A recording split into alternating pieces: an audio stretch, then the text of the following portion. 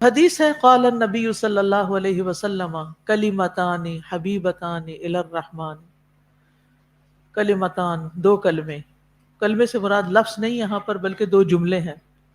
حبیبہ فعیلہ کے وزن پر ہے، فاعل اور مفعول دونوں کے لیے استعمال ہوتا ہے.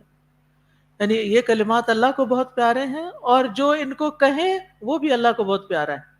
اور رحمان مبالغے کا صیغہ ہے، وہ مبالغہ جو رحمان میں ہے وہ رحیم میں نہیں. رحمان میں رحمت عامہ ہے اور رحیم میں رحمت خاصہ ہے. یہاں پر اس مقام کے لیے مناسب ترین نام الرحمن ہی تھا. تو کلمتان حبیبتان الی الرحمن خفیفتان علی اللسان، خفیفہ فعیلہ کے وزن پر، اس میں بھی مبالغہ ہے. بولنے میں بڑے ہلکے ہیں، آپ منہ بند کر لیں تب بھی بول سکتے ہیں، آپ کی تو آواز بھی آ رہی ہے. یعنی آپ کو ہونٹوں کی حرکت بھی نہیں چاہیے، اندر اندر بھی پڑھ سکتے ہیں. خفیف ہے، سہل ہے، آسان ہے، ان کے حروف میں نرماہٹ ہے، مخارج میں سہولت ہے. ثقیلتان فی المیزان، ثقیلتان ثقیلہ کی جمع ہے، اگین فاعل اور مفعول دونوں طریقے سے استعمال ہوئے ہیں. بہت بھاری، یعنی یہ کلمات میزان میں تولے جائیں گے تو بہت بھاری نکلیں گے. اس سے یہ پتہ چلتا ہے کہ انسان جو کچھ بولتا ہے وہ میزان میں تولا جاتا ہے. یہ واضح دلیل ہے. ان کلمات کو بیان بعد میں کیا گیا، پہلے تین اوصاف بیان کیے گئے. کون کون سے؟ رحمان کو بہت پیارے ہیں، زبان پہ بہت ہلکے ہیں اور میزان میں بہت بھاری. بیک وقت ہلکے بھی ہیں اور بھاری بھی ہیں اور پیارے بھی ہیں. عجیب شان ہے ان کی.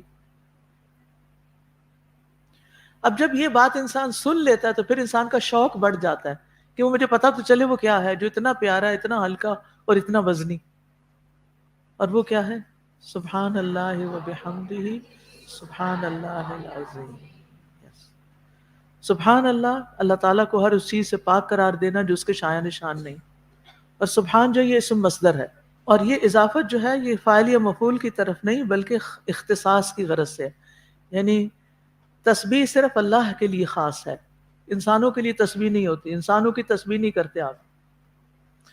وَبِحَمْدِهِ واو حال کے لیے ہے، یعنی تسبیح کرنے والے کی بوقت تسبیح حالت، یا عطف کے لیے ہے، یعنی میں تسبیح بیان کرتا ہوں اور اس کی حمد بیان کرتا ہوں. یا استعانت کے لیے ہے کہ میں بیان کردہ حمد سے رہنمائی لیتے ہوئے اللہ کی تسبیح پکار رہا ہوں، کیونکہ بیان کی جانے والی ہر تسبیح حمد نہیں ہوتی. پھر باب مصاحبت کے لیے بھی ہو سکتی ہے، یعنی ہم اللہ کی تسبیح بیان کرتے ہیں اس کی حمد کے ساتھ ملی ہوئی. اور حمد کیا ہوتی ہے؟ ازراہ تعظیم اور محبت کسی کی خوبی یا تعریف بیان کرنا، خواہ وہ نعمت ہو یا کچھ اور ہو، خواہ اس سے آپ کو کوئی فائدہ ہو یا نہ. اور پھر یہاں سبحان اللہ و بحمدہ میں تخلیہ بھی ہے، تحلیہ بھی ہے. تخلیہ کہتے ہیں خالی کرنا، تحلیہ ہے اڈون کرنا، سجانا. حلی زیور کو کہتے ہیں نا. یعنی یہاں اللہ تعالیٰ کو ہر عیب سے پاک کرنا بھی ہے اور حمد کے ساتھ آراستہ کرنا بھی ہے، تعریف بیان کرنا بھی ہے.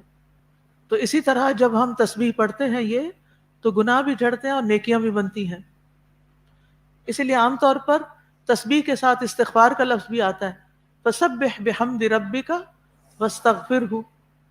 اور سبحان اللہ دو دفعہ ہے، سبحان اللہ و بحمدہ سبحان اللہ العظیم. اس کی تکرار ہوئی ہے، یعنی اس بات کی تکرار ہے کہ اللہ تعالیٰ ہر عیب، نقص اور خلل سے ماورا ہے، پاک ہے.